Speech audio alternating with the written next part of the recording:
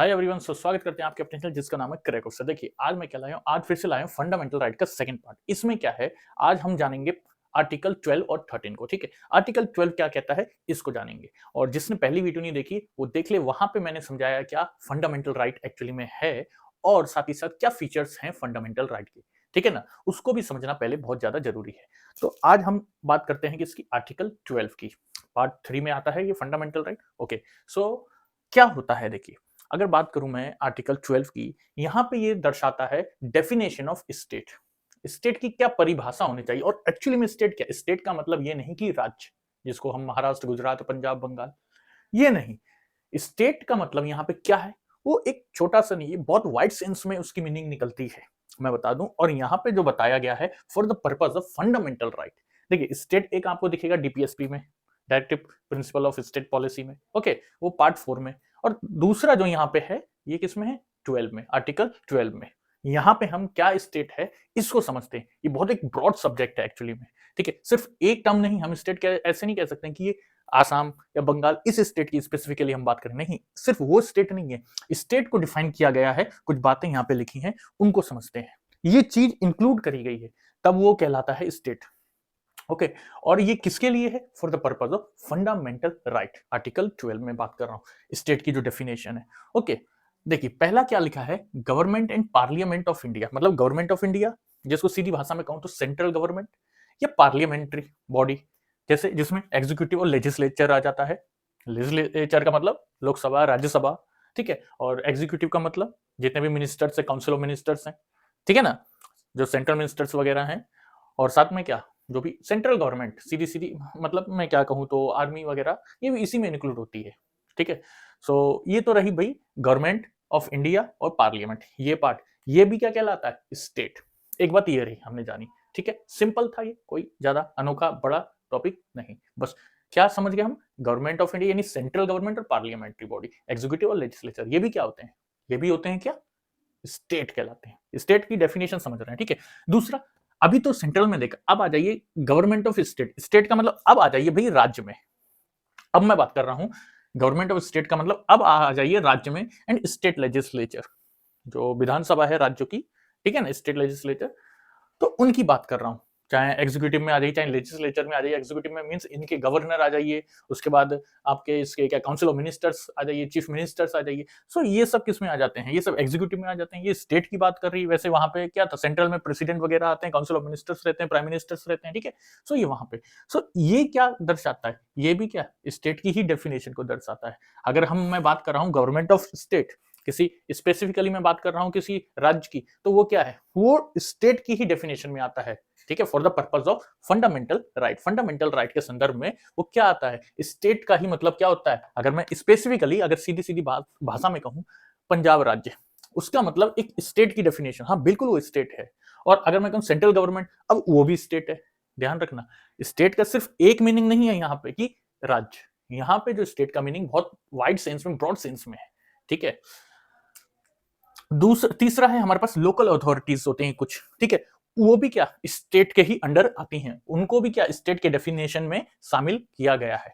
जैसे म्युनिसिपैलिटीज होती हैं, पंचायत होती हैं, डिस्ट्रिक्ट बोर्ड्स, इंप्रूवमेंट ट्रस्ट वगैरह, इनको क्या, इनको भी किसमें इंक्लूड करा गया है, डेफिनेशन, परिभाषा ऑफ स्टेट। भाई राज्यों की कहूं तो मैं, स्टेट की परिभाषा में शामिल किया गया है। अगर कोई लोकल अथॉरिटी है, जैसे म्युनिसिपैलिटी है, बीएमसी वगैरह, फिर पंचायत से, ठीक है, तो ये सब क्या है, एक्चुअली में मैं बता दूं स्टेट क्या है। एक्चुअली में स्टेट एक तरीके से क्या है, इनको पावर प्रोवाइड करी गई है। Government of India, parliament, state को, लोकल अथॉरिटी को। सपोज लाइक मान लेते हैं, अगर कोई घटना, एक छोटा सा एग्जांपल ले लेते हैं, अगर कोई लोकल एरिया में कोई घटना घटित होती है, जो पॉलिटिकली क्या हो, जो पॉलिटिकली डिस्टरबेंस क्रिएट कर दे, कहां पे, उस लोकल रीजन में, तो उसके लिए क्या है, उसके लिए क्या है, उसके लिए पुलिस है। ओके ना, उसके लिए क्या है, पुलिस है। अगर इन केस, अगर कोई रियोट वगैरह हो जाता है, दंगे वगैरह भड़क जाते हैं, तो उसके लिए क्या है, पुलिस है। तो पुलिस क्या एक अथॉरिटी है, लोकल अथॉरिटी है। अगर देखा जाए उस समय की चौकी या थाने वगैरह रहेंगे, वो अपॉइंट वहां पे कर लिए जाएंगे, वो डिप्लॉयड हो जाएंगे वहां पे, वहां के लोग, सैनिक वगैरह की बात कर रहा हूं मैं। ठीक है, सो वो लोग वहां पे डिप्लॉयड कर दिए जाएंगे, लेकिन जो वहां के ऊपर कौन रहेगा, उसके ऊपर स्टेट रहती है, ऑब्वियसली, सीधी सी बात है। ठीक है ना, लेकिन जो जमीनी स्तर पे अगर मैं बात कर रहा हूं, मतलब मौजूदा हालत में वहां कौन है, जो स्टेट लखनऊ का मेन गवर्नमेंट कहाँ है, वो तो भाई सेक्रेटरीट लखनऊ में बैठी है, तो वहां से थोड़ी कोई एकदम मेन बॉडी आई उठ के वो वहां का मामला देखने के लिए। इसलिए क्या लोकल बॉडी है, लोकल बॉडी मतलब लोकल अथॉरिटी जो है उस समय की, उसको भी तो पावर दी गई है, इसलिए उसको भी डेफिनेशन, उसका भी डेफिनेशन किसमें, एज अ स्टेट कंप्राइज करा गया है, उसको भी स्टेट में इंक्लूड करा गया है। ठीक है, ध्यान रखना, उसको भी स्टेट में ही इंक्लूड करा गया है, स्टेट की परिभाषा में, यानी central government parliament, state government और स्टेट लेजिस्लेचर विधानसभा विधान पालिका। ठीक है, और साथ ही साथ लोकल अथॉरिटी में जैसे म्यूनिसिपैलिटी पंचायत, जैसे हमारा गांव अगर आ गया, गांव में अगर कुछ मामला होता है तो उसकी देखरेख के लिए क्या हेडमैन बनाया गया है, प्रधान बनाया गया है, ठीक है ना, वो देखरेख करेगा। ठीक है ना, सो लोकल अथॉरिटी ये अपॉइंट करी गई है। ठीक है ना, जैसे अगर मैं देखा जाऊं सिस्टम कैसा 3 टियर सिस्टम है भाई, एक सबसे ऊपर क्या है यूनियन, फिर स्टेट, फिर क्या है पंचायत सिस्टम वगैरह आ जाते हैं, तो ये वही सिस्टम है। ठीक है ना, यानी एक तरीके से मैं देखूं तो ये यूनियन है, लेकिन इसको हम क्या डिफाइन करते हैं स्टेट के टर्म में, ध्यान रखना, इसको हम स्टेट के टर्म में डिफाइन करते हैं। और क्या है वो स्टेट, उसकी डेफिनेशन क्या होनी चाहिए, पहले ही बता चुका हूं। सिर्फ एक टर्म को हम नहीं कह सकते हैं कि गवर्नमेंट ऑफ इंडिया हाँ वो स्टेट है, नहीं, सिर्फ वो अकेला नहीं है, इसमें और भी चीजें आती है ना, क्या आती है वही तो हम समझ रहे हैं ना, वो सब मिला के स्टेट होता है। और ऐसा नहीं है सिर्फ यही होगी, आने वाले टाइम में भी अगर गवर्नमेंट, अभी चलिए इसको आगे समझाऊंगा, गवर्नमेंट क्या कर सकती है अपने हिसाब से, अगर उसको रिक्वायर है, चलिए 4th पॉइंट वही कह रहा है, अभी समझाता हूं, देखिए क्या है statutory and non statutory authority. Statutory की बात करूं तो जैसे कोई भी लॉ के द्वारा, कोई एक्ट के द्वारा कोई लॉ को पास कर लिया जाए बाय पार्लियामेंट, ठीक है, सो वो स्टैट्यूटरी बॉडी कहलाती हैं, इसको हम, और ये नॉन स्टैट्यूटरी इसको क्या करेंगे, इसका लिए एक अलग टॉपिक है, हम आगे पढ़ेंगे। बस आप अभी जान लें इस अथॉरिटी, इस लोकल अथॉरिटी के अलावा कुछ और अथॉरिटी होती हैं, चाहे वो स्टैट्यूटरी हो या नॉन स्टैट्यूटरी हो, वो जैसे कि LIC, ONGC, सेल, भेल, SBI। ठीक है, ये सब भी क्या है, ये सब भी क्या है, ये सब भी एक तरीके से किसके डेफिनेशन को इंक्लूड कर रही हैं, इसमें भी, एक इसमें आ रही हैं, ये भी स्टेट के डेफिनेशन में आ रही है। कहने का मतलब ये भी स्टेट का पार्ट है, अगर मैं कह दूं तो। कैसे, क्योंकि कहा गया है भाई 50% जो स्टेट ऑनरशिप रहती है, स्टेट की ऑनरशिप रहती है इन पे। ठीक है, सो इसलिए क्या है, एक तरीके से क्या है, एक तरीके से क्या है, ये स्टेट का फिर पार्ट है, एक तरीके से क्या ऑब्वियसली पार्ट है। ठीक है, इसलिए इसको इंक्लूड करा गया है स्टेट में, LIC, ONGC, सेल, भेल, गेल जो भी है, SBI वगैरह। ठीक है, अब एक टर्म मैंने यहां पे लिखा है, ये मोस्ट इंपॉर्टेंट टर्म है, ध्यान रखना है। क्या लिखा है, अब प्राइवेट बॉडी, कोई भी प्राइवेट बॉडी और any agency working as an instrument of state falls within. ठीक है, क्या लिखा है, अब प्राइवेट बॉडी, ठीक है, अब प्राइवेट बॉडी और any agency working as an instrument of state. देखिए कोई भी एक प्राइवेट एजेंसी मान लेते हैं, ठीक है, कोई भी एक प्राइवेट यूनिवर्सिटी मान लेते हैं, ठीक है, उस यूनिवर्सिटी को फंडिंग मान लेते हैं हम, क्या कोई स्टेट गवर्नमेंट कर रही है। ठीक है, उस यूनिवर्सिटी को अब क्या कर रही है, पहले वो प्राइवेट थी, लेकिन अब क्या है, वो प्राइवेट जरूर है, लेकिन उसको फंडिंग कौन कर रही है, स्टेट गवर्नमेंट कर रही है। ठीक है, सो उसमें क्या स्टेट गवर्नमेंट का भी शेयर आ रहा है, जब फंडिंग कर रही है तो उसका भी शेयर बन रहा है। ठीक है ना, सो वो सब क्या, और चाहे कोई दूसरी एजेंसी हो, चाहे कोई दूसरी एजेंसी हो, कैसे काम करती हो, एज अ स्टेट की टर्म्स में काम करती हो, एज अ स्टेट की तरह वो भी काम करती हो, वो भी एज अ स्टेट काम करती हो। सो वो सब क्या आ जाएंगे, वो भी इसी में इंक्लूड हो जाएंगे, वो भी किसमें इंक्लूड हो जाएंगे, स्टेट के ही डेफिनेशन में आ जाएंगे, स्टेट की परिभाषा को वो भी बताएंगे कि हाँ ये भी क्या है, कोई प्राइवेट एजेंसी है या प्राइवेट इंस्टीट्यूशन है। ठीक है, लेकिन उसमें क्या गवर्नमेंट का कहीं ना कहीं रोल हो रहा है, इंक्लूड हो रही है, कि गवर्नमेंट उसमें कहीं ना कहीं पार्ट ले रही है। ठीक है, सो वो एजेंसीज क्या कहलाएंगी, या वो प्राइवेट इंस्टीट्यूशंस क्या कहलाएंगे, वो सब कहलाएंगे किसके, स्टेट के पार्ट। आगे समझ में, इसके लिए एक इंपॉर्टेंट केस है यहाँ पे, क्योंकि हम लॉ की क्लास नहीं ले रहे हैं, इसलिए जस्ट इसको मैं समझाने के लिए यहाँ पे बता दे रहा हूँ, वरना इसको हमें डीपली करना पड़ता, बस इतना सा फर्क है लॉ के क्लास में अगर होता तो। बस देख लेते हैं क्या कह रहा है, अजय हर्षिया वर्सेस खालिद मुजीब, एक 1980 का केस था। ठीक है, इस केस में यहाँ पे ये स्टेट की डेफिनेशन को लेके वाद विवाद चल गया था। सो यहाँ पे था कि स्टेट को क्या मतलब एग्जैक्ट डेफिनेशन कैसे निर्धारित करी जाए, क्या होनी चाहिए उसकी डेफिनेशन। सो इसके लिए PN जो भगवती, जो former chief justice of India रहे हैं, उन्होंने इस पे जजमेंट सुनाया था। ठीक है, उन्होंने ये बताया कि 6 फैक्टर टेस्ट होना चाहिए, ताकि वो बताएगा कि कौन स्टेट है और कौन नहीं है। और 6 फैक्टर स्टेट जो टेस्ट था, इसमें 6 बातें बताई गई थी, समझे। अगर वो 6 बातें में से कोई एक बात भी फुलफिल हो रही है, सो वो स्टेट के डेफिनेशन में शामिल हो रहा है। इस तरीके की बात पीएन भगवती ने अपने जजमेंट में कही थी। सो ये एक इंपॉर्टेंट है, इसको मैं ज्यादा सा ब्रॉड नहीं कर रहा हूं क्योंकि ये लॉ का पार्ट है, ठीक है। सो हमें क्या समझना था यहाँ पे आर्टिकल 2 में 12 में सॉरी आर्टिकल 12 में हमें सिर्फ इतना समझना था what is a state here, what is the definition of state, okay, for the purpose of fundamental right. Fundamental right के संदर्भ में स्टेट की परिभाषा क्या होनी चाहिए, ठीक है, वो यहां पे हमने इस 4 पार्ट में समझा, ठीक है। स्टेट में ये सब चीजें शामिल हैं, then we can say this is part और you can say this is actual the definition of a state, okay. So ये हम कह सकते हैं। So this is all about article 12। Hope you guys समझ गए होंगे आप इस आर्टिकल 12 को। सो प्लीज वीडियो को लाइक शेयर सब्सक्राइब जरूर कर दीजिएगा, ओके। सो अब इसके बाद हम समझते हैं आर्टिकल 13 को, okay. Next slide, okay. So हम आ चुके हैं अब नेक्स्ट स्लाइड में। यहां पे आर्टिकल 13 लिखा है, ओके। आर्टिकल 13 क्या कहता है, कोई भी एक ऐसा लॉ, ठीक है, वो क्या इनकंसिस्टेंट हो, ठीक है, और क्या हो साथ में डेरोगेशन हो, ठीक है, अल्पीकरण जिसका मतलब होता है असंगत या अल्पीकरण, ठीक है, यानी ऐसा लॉ जो जनता के हित में ना हो, मींस उसके फंडामेंटल राइट को कहने का मतलब वायलेट करता हो, ठीक है ना, उसके फंडामेंटल जो बेसिक फंडामेंटल राइट्स उसका क्या हो, हनन होता हो।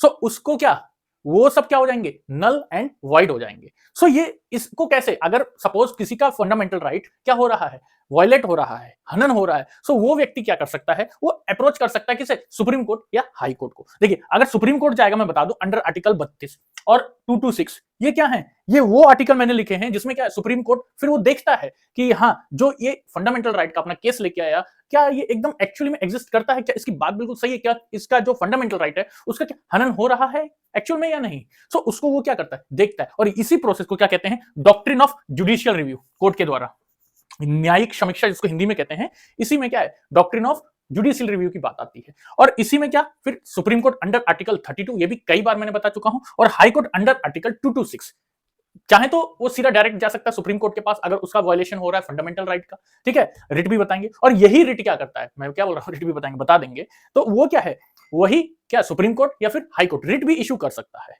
5 प्रकार की होती है, बार बार बता चुका हूं मैं, ठीक है। सो वो क्या रिट को इशू करता है, फिर जो फैसला है सीधा सीधा अगर फंडामेंटल राइट उसका किसी भी व्यक्ति का वायलेट एक्चुअल में हो रहा है, तो सीधा सीधा क्या कर लेगा, नल एंड वाइड घोषित कर देगा सुप्रीम कोर्ट। तो ये तो सिर्फ एक जनरल आइडिया दिया मैंने, क्या होता है आर्टिकल 13, बस इतना ही है। और इसी में क्या है, जो लॉ बात कर रहा हूं ना मैं, लॉ बनाता है, ठीक है, क्या बनाता है, क्या होता है लॉ भी क्या है। देखिए जैसे हमने स्टेट पढ़ा 12वीं में आर्टिकल 12 में, वैसे लॉ जो है ना, लॉ भी एक ब्रॉड टर्म है, उसको भी क्या उसका एक्चुअल मीनिंग निकलता है, क्या उसका अर्थ निकलता है, हम उसको समझेंगे नेक्स्ट पार्ट में। लेकिन यहां पे मैं एक चीज और दिखा दूं, कॉन्स्टिट्यूशनल अमेंडमेंट जो है ना, वो कोई लॉ नहीं है। यहां पे ये बात बताई गई है कि कॉन्स्टिट्यूशनल जो भी अमेंडमेंट होता है, ठीक है, वो क्या है, लॉ नहीं है। सो कांट बी चैलेंज्ड, ध्यान रखना, सो कांट बी चैलेंज। लेकिन एक और चीज मैं दिखा दूं, केशवानंद भारती केस, ठीक है, केशवानंद भारती केस जिसने नहीं देखा है, पहली वीडियो मेरी प्लेलिस्ट में जाके आप सर्च कर लेंगे नाम से, और केशवानंद भारती केस डालें या ऐसे ही सर्च कर लेंगे, प्लेलिस्ट में मिल जाएगी पॉलिटी वाले में, ओके। सो वहां पे एक चीज मैंने बताई है, क्या केशवानंद भारती केस में क्या हुआ था। देखिए केशवानंद भारती केस क्या था, वहां पे जो अमेंडमेंट सुप्रीम कोर्ट ने कहा था कि कॉन्स्टिट्यूशनल अमेंडमेंट ओके पॉसिबल है, फंडामेंटल राइट में भी इवन कॉन्स्टिट्यूशनल अमेंडमेंट पॉसिबल है, बट एक शर्त क्या थी, यहां पे बात क्या हुई, उसका जो बेसिक स्ट्रक्चर है ना, उसमें कोई फेरबदल नहीं होना चाहिए, ठीक है। और बेसिक स्ट्रक्चर को भी मैंने समझाया है, आप प्लेलिस्ट में जाके ये जो केसेस लिखाए हैं ना, उनको देखना बहुत ज्यादा जरूरी है, ठीक है। सो ये तो था देखिए आर्टिकल 13। अब लॉ को कैसे क्या मीनिंग बन रही है लॉ की, जैसे वहां पे स्टेट का डेफिनेशन ब्रॉड थी ना, वैसे यहाँ पे लॉ की मीनिंग बन रही है। और वही लॉ अगर किसी जनता के हित में नहीं है, यानी उसके फंडामेंटल राइट को वायलेट कर रहा है, हनन हो रहा है, सीधा सीधा कहने का मतलब उसके फंडामेंटल जो भी 6 बेसिक राइट है, उसको हम अभी 14 के बाद से पढ़ेंगे ही पढ़ेंगे, ठीक है ना, तब हम जानेंगे क्या क्या राइट है। लेकिन अभी यहाँ पे हम इतना जाने, उसके जो बेसिक फंडामेंटल राइट है उसका क्या हनन हो रहा है, उसको जो राइट मिलने चाहिए वो नहीं मिल पा रहा है। सो उसके लिए अप्रोच कर सकता है सुप्रीम कोर्ट, ऑलरेडी अभी बता चुका हूं, ओके। सो अब हम समझते हैं लॉ क्या है, ठीक है, नेक्स्ट। हाँ तो देखिए अब हमने क्या यहां पे लिख रखा है, अब हमने जाना है लॉ की मीनिंग क्या होगी। ये भी एक ब्रॉड मीनिंग होगी इसकी, जैसे वहां पे स्टेट में क्या होता था, ब्रॉड सेंस में हम उसको डिफाइन करते थे, वैसे ही यहाँ पे लॉ की भी एक मीनिंग जो है वो सिर्फ एक नहीं है, वो भी ब्रॉड है। कैसे हम मानेंगे कि क्या ये लॉ है, देखिए कोई भी permanent laws enacted by parliament और स्टेट लेजिस्लेचर, यानी स्टेट लेजिस्लेचर हो, चाहे विधानसभा हो, चाहे लोकसभा राज्यसभा हो, अगर ये लॉज बना रहे हैं कोई, ठीक है, अगर ये लॉज बना रहे हैं तो ये क्या है, ये परमानेंट लॉज कहलाएंगे, ठीक है। और ये भी किसमें के अंदर आ रहा है, ये भी एक लॉ की मीनिंग को बता रहा है, ये भी क्या है, लॉ है, ठीक है। दूसरा टेम्परेरी लॉज, जैसे कि टेम्परेरी लॉज में गवर्नर स्टेट का या फिर प्रेसिडेंट ऑफ इंडिया ये क्या ऑर्डिनेंस पास करते हैं, ये सब हम पढ़ेंगे डीपली बाद में। अभी तो हम इसको समझ रहे हैं कि लॉज क्या हो रहे हैं, लॉज का एक्चुअल मीनिंग क्या बन रहा है अकॉर्डिंग टू द आर्टिकल 13। ठीक है, सो ध्यान रखना, एक तो आ गया परमानेंट लॉ, एक हो गया टेम्परेरी लॉ। टेम्परेरी लॉ में जो ऑर्डिनेंस पास करता है गवर्नर या फिर प्रेसिडेंट ऑफ इंडिया, ठीक है, वो भी क्या लॉ कहलाए जाते हैं। उसके बाद statutory instrument in the nature of delegated legislation, जिसको एग्जीक्यूटिव भी कह सकते हैं, जैसे कि ऑर्डर हो गया, बाई लॉ हो गया, रूल हो गया, रेगुलेशन या नोटिफिकेशंस। इसका मीनिंग थोड़ा सा समझ लेते हैं अच्छा से। देखिए क्या लिखा है, स्टैट्यूटरी इंस्ट्रूमेंट। देखिए यहां पे क्या होता है, जैसे कि कोई मिनिस्ट्रीज होती हैं, उनकी कमिश्नर्स, ठीक है, जैसे सीबीडीटी की बात करूं मैं, सीबीआईटी की बात करूं, या फिर जैसे ये आईपीसी, सीपीसी है ना, इंडियन पिनल कोड, ठीक है ना। सो ये सब क्या है, ये जब बनाए गए, ये क्या है, ये सीधे सीधे किसके द्वारा, ये कोई उसके द्वारा नहीं, कोई परमानेंट लॉज या टेम्पररी लॉज ऑर्डिनेंस वगैरह इस तरीके से ये लॉ नहीं बनाए गए। ये क्या एक इंस्ट्रूमेंट के टर्म्स में इसको बनाए गए, मींस इसको सीधा सीधा एक डेलीगेशन ने पास करा कि इस तरीके का आईपीसी होनी चाहिए, सीपीसी होनी चाहिए, और ये आज भी चल रहे हैं, आज भी एक्टिव हैं ये, ठीक है ना। यानी कोई कमिश्नर है किसी एक इंपॉर्टेंट डिपार्टमेंट का, वो कमिश्नर है, ठीक है, सो वो इस तरीके के लॉ बना सकता है by law, by rule, regulation, या कोई नोटिफिकेशन जारी करके, या कोई ऑर्डर को जारी करके, ठीक है ना। सो इस तरीके के ये लॉ बन सकते हैं, ठीक है, एग्जांपल के लिए आईपीसी और सीपीसी, ठीक है। उसके बाद है non legislative source of law. Non legislative, जैसे लेजिस्लेटिव में क्या हो जाता है भाई, लेजिस्लेटिव में जैसे पार्लियामेंट्री लॉ बनाती है, उसके बाद या फिर ये स्टेट लेजिस्लेचर लॉ बनाती है, या टेम्पररी लॉज बनते हैं, स्टैट्यूटरी इंस्ट्रूमेंट से अगर लॉज बन रहे हैं। लेकिन इसमें क्या होगा, इसमें कोई इस तरीके का, मतलब इनके विपरीत, सीधे सी कहने का मतलब इनके विपरीत इस तरीके से लॉ नहीं बनेगा। इसमें यहाँ पे लॉ कैसे बना है, नॉन लेजिस्लेटिव, यानी कह लो तो जुडिशरी फॉर्म में यहाँ पे लॉ बन रहा है, या फिर कस्टमरी लॉज यहाँ पे बन जाते हैं, ठीक है। कस्टमरी लॉज कैसे बन जाते हैं, जैसे हिंदू मैरिज एक्ट, जैसे हिंदू मैरिज एक्ट, ये क्या एक कस्टम के हिसाब से भाई यहाँ पे ये इस तरीके का हिंदू मैरिज एक्ट बना दिया गया है, ठीक है ना। और भी इसके एग्जांपल हम ले सकते हैं, अगर आपको कुछ एग्जांपल समझ में आए कस्टमरी एक्ट के लिए तो आप प्लीज कमेंट सेक्शन में इसको बताएंगे, ठीक है। सो ये सब क्या है, ये सब एक ब्रॉड टर्म है, और इसमें इंक्लूड करे किसमें, इसका मतलब माना गया है इनको, इसको लॉ के टर्म्स में माना गया है, ये सब लॉ है, ठीक है। लेकिन not only legislation but any of the above can be challenged in court. क्या लिखा है, सिर्फ ऐसा नहीं है जो लेजिस्लेशन है वही उसी को केवल चैलेंज कर दिया जाए, ठीक है। यानी क्या, इनमें से जो भी लॉ बन रहे हैं, बट इनमें से जो भी लॉ बन रहे हैं, लेकिन अगर वो अगेंस्ट है, सीधा सीधा कहने का मतलब against what, against fundamental rights, so वो क्या होंगे, सीधा सीधा वो चैलेंज कर सकते हैं किसमें, कोर्ट में, ठीक है। और जाके चैलेंज करने का मतलब सीधे सीधे कोर्ट क्या करेगा, जुडिशियल रिव्यू के द्वारा उसको नल एंड वाइड कर सकता है। तो ये क्या हो गया, यहां पे बात आ रही है, अगर बात करूं मैं आर्टिकल 13 की, जुडिशियल रिव्यू होता है यहां पे, और जो भी लॉज बन रहे हैं उनको देखा जाता है, ठीक है। अगर उसका कहीं हनन हो रहा है, यानी फंडामेंटल राइट का वो लॉ ऐसे बन रहे हैं जिसमें क्या वो इनकंसिस्टेंट हो, ठीक है ना, अगर वो लॉज इनकंसिस्टेंट हो या फिर डेरोगेटेड हो, सो उस केस में क्या होगा, उनको नल एंड वाइड कोर्ट कर देगी जुडिशियल रिव्यू के द्वारा, अगर कोई व्यक्ति वो क्या करे, याचिका लेके कोर्ट के पास जाए।